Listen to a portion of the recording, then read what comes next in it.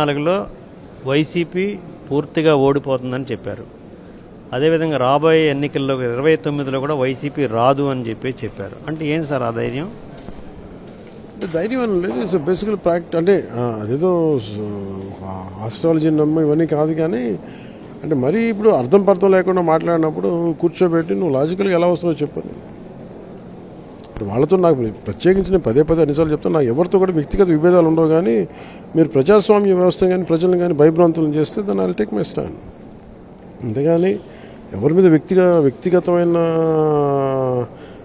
నాకు ద్వేషం ఎవరితో ఉండదు. కానీ మీరు వ్యవస్థలని సగటు మనిషిని ఇబ్బంది పెట్టి రాజకీయ వ్యవస్థని ప్రజాస్వామ్య వ్యవస్థని మీరు ఇబ్బంది పెడతా ఉంటే మటుకు then will have own strategies. అది హౌ అనేది అది ప్రాసెస్లో తెలుస్తుంది. సార్ ఇప్పుడు అన్నీ మద్యం కుంభకోణం మీద అరెస్టులు జరుగుతున్నాయి. ఇవన్నీ రాజకీయ కుట్రలే తప్ప మద్యం కుంభకోణం జరగలేదు, కేవలం కావాలని రాజకీయ కక్షపూరితంగా చేస్తున్నారని చెప్పేసి వైసీపీ అంటే వాళ్ళ ఉద్దేశం వాళ్ళు సంపూర్ణ మద్యపాన్ని నిషేధం చేశారు.